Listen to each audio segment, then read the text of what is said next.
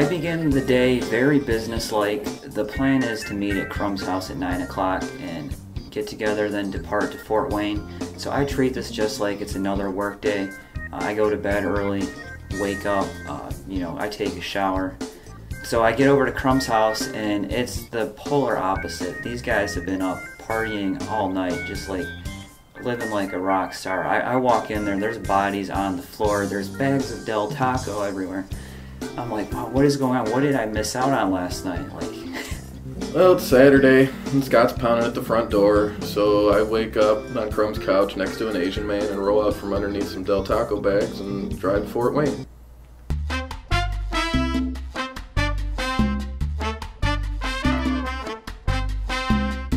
First stop on our trip is a place called Mega Replay.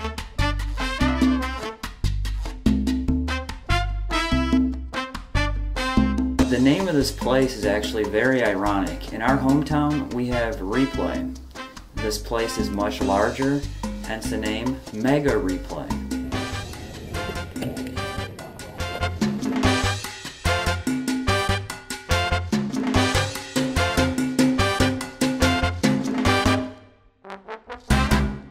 This time the legendary Nick Brophy's rolling out with us. He's helping us with the cameras, and he's also an N64 buff, so he's, there's something in it for him too.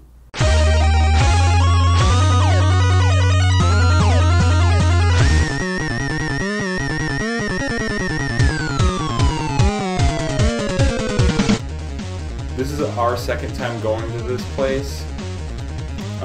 We came back because their prices are like pretty much unbeatable, like for NES, SNES, and even Genesis stuff.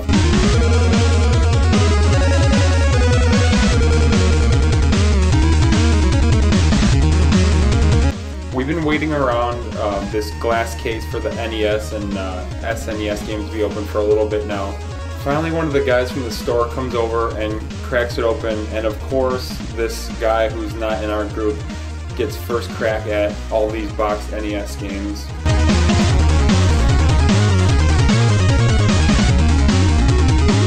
We actually stopped the footage just to see like what he got, because almost all these boxed NES games were like $1.99 or $2.99, maybe $3.99 most. It looked like he had a boxed Yonoid, Rainbow Islands, which is pretty expensive. I think it's like a $45 game maybe. And then there was a mystery box that we couldn't quite make out.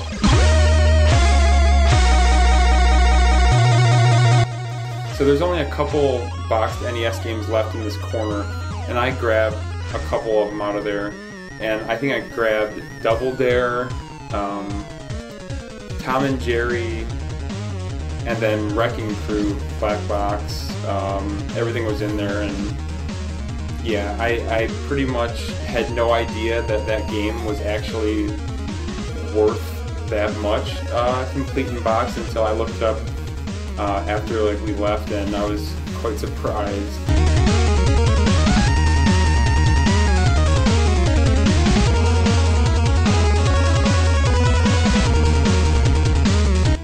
So I kind of jumped on the boxed NES bandwagon too.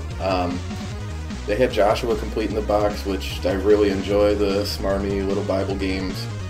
Aside from that guy poaching half of the ones in there, I did manage to swipe up what I thought was Super Mario 3 complete in the box. Generally, you would expect to open the box and see this. Well, they did essentially give me the box from Super Mario 3, so as you saw, I went and completed that after the fact, so it wasn't a total lost cause.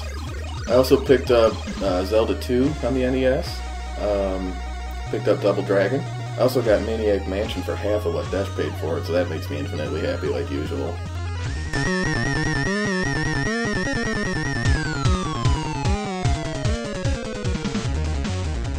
I'm overlooking at the Sega Genesis stuff. That's my first stop.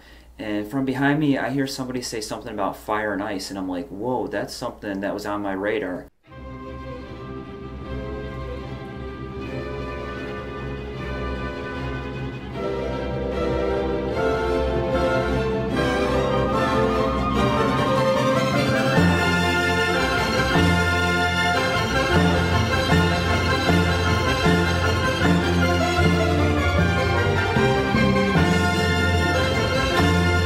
I noticed that it's $70, which sounds a little bit steep, but when you're talking about a game of this grade, it's pretty rare, and it's not something you come across very often.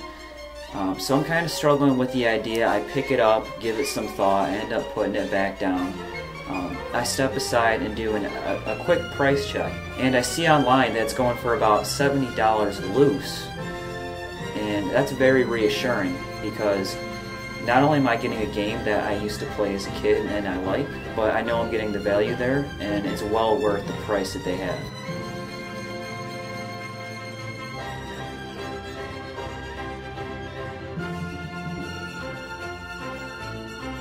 So, of our whole group, I seem to be the only one interested in buying portable games, Game Boy Advance, Nintendo DS, and that's fine with me.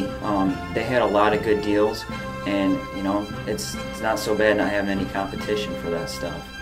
You know, Scott's my friend. I'm not going to step on his toes. You know, what's his is his. It's kind of like the GBA bro code. So as I'm digging through the Super Nintendo stuff, the guy that was helping us asked me, is anything in particular you're looking for? And I go, well, no, but what do you got? Like he said, he's all like, yeah, I think we got a Final Fantasy 3 in the back that's not out yet. And I go, how much? And he goes, 20. I'll take it. And he comes back out with Final Fantasy 2. So I'm pretty much 0 for 2 on exciting things at this point in the day.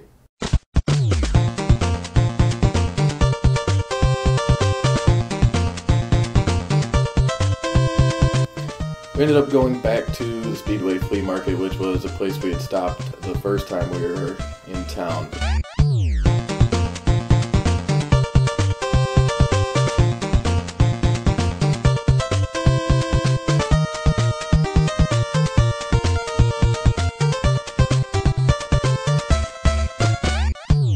There's a great vendor in there, Penrod's Collectibles.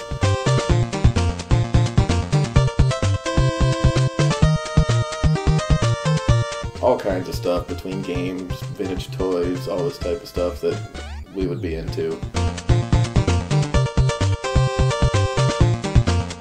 Tons of awesome stuff in this Penrod's Collectibles place. We saw like old Turtles figurines, G.I. Joes, Star Wars. Let me pull them out.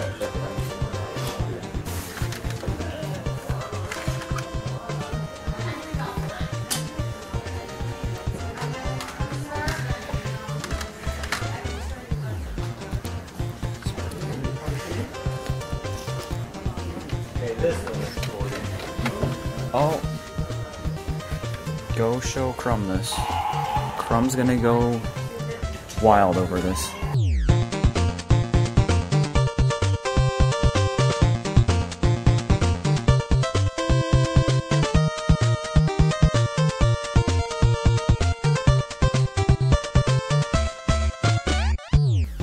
My pickups from Penrod's was Lufia 1. I had to buy that one because I had 2 that I actually bought from this same place about a month and a half, 2 months ago. Which one? Oh, Lufia right here at the end. Yeah, that one. Yeah, that'd be cool. I can check out whatever else you guys have. Thank you.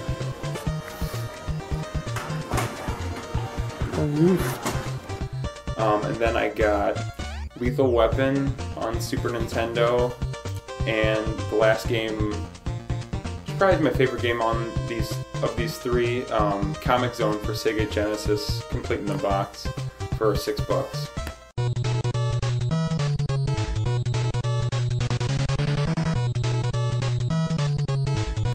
After digging around for a while, they actually pull out some extra storage bins that they had in the back with more games and whatnot, but one of them was chock full of manuals, posters, maps. Always great, yeah.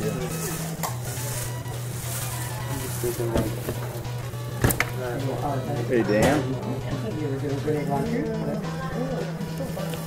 Remember exactly what we were selling.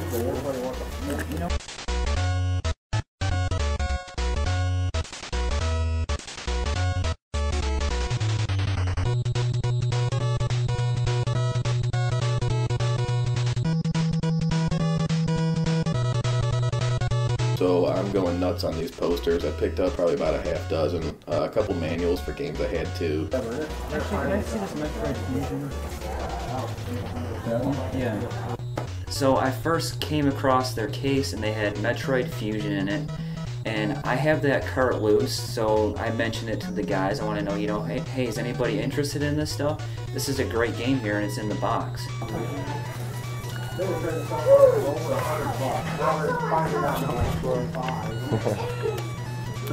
pretty cool. You said these are $1 a piece? No, they're gonna vary, and I'm all about him. Nobody really jumped on it, and then it hit me, at that price? Sure, I'll buy it for that price. It's a great deal.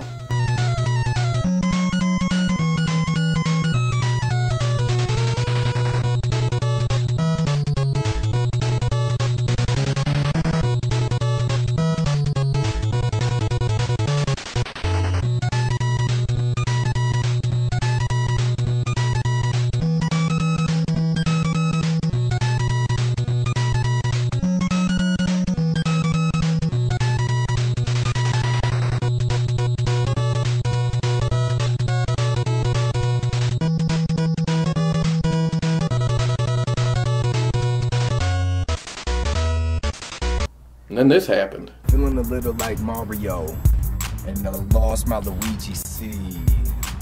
Feeling a little like Mario, and I lost my Luigi seed.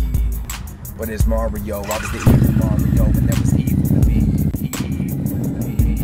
So what's bothered about this world and me making some money? I wasn't willing to fall down the rabbit hole with she.